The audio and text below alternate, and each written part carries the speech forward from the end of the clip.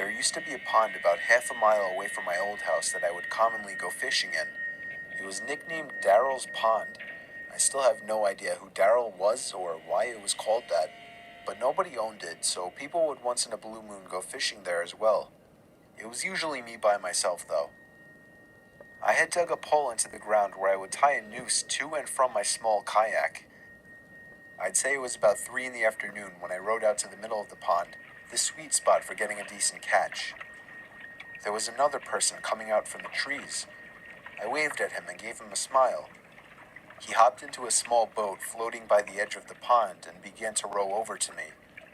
As he got close enough where trying to speak to him wouldn't come off as obnoxious, I gave him a friendly, "Perfect day, isn't it?" "Yes, absolutely," he said. He didn't say anything after that, and I started to feel a bit awkward, as if I were obligated to keep some kind of conversation rolling now. "So, you come out here to throw some lines?" I asked. "No, I don't actually fish."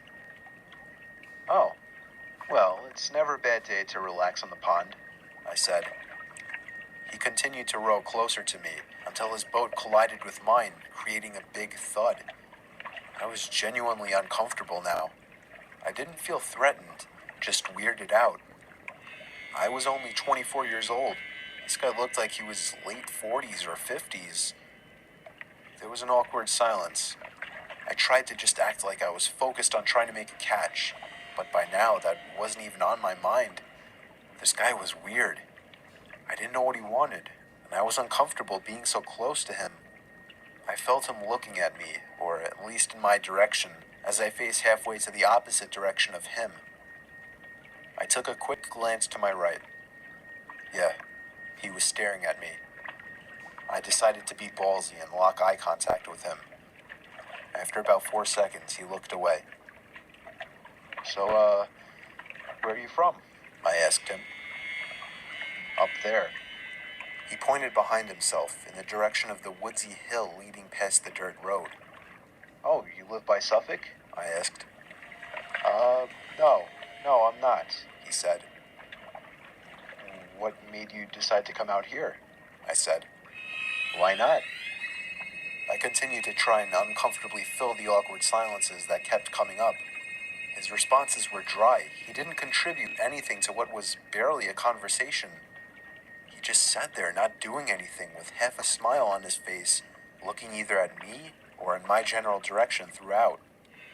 I was creeped out. My heart was racing at this point. I'd go as far as saying that I was nervous for my life.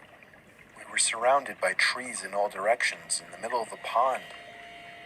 I started to row a bit closer to land, but in a very low-key kind of way, trying to play it off as me just trying to find a better spot to find some fish. I was horrified when I saw he was following me. "What a great day, huh?" I felt a shake in my voice.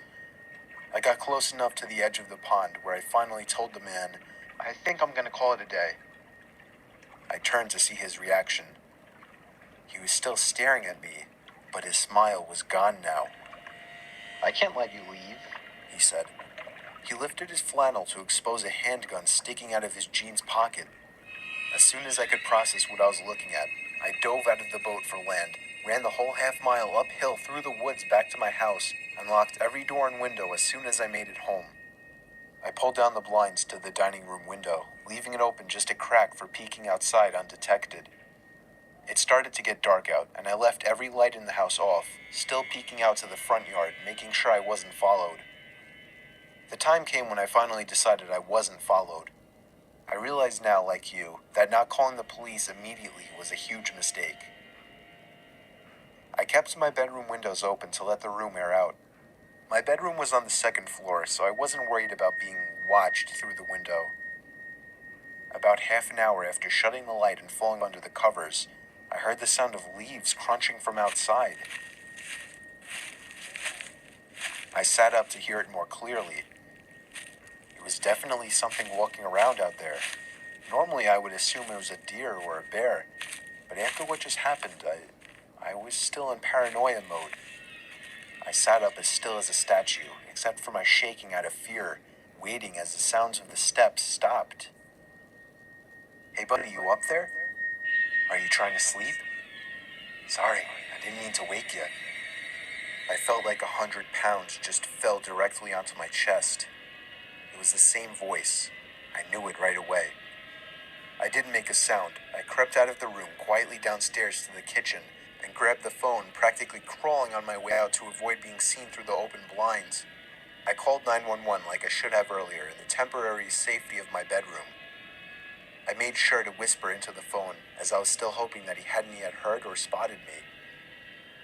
20 minutes felt like an hour as I sat behind my bed, waiting for the police to arrive in constant fear that I would hear glass breaking from downstairs, or a thud on the back door, or even just a voice again from down below my window outside. The police did a thorough investigation of the property in nearby woods, turning up nothing. They suggested I stay with a friend or a family member for a few days, and so I did. I never heard from or saw the man again, but I still moved a month later. I couldn't deal with the constant fear and paranoia of being watched through my windows. I feel much more comfortable fishing out by the bay now,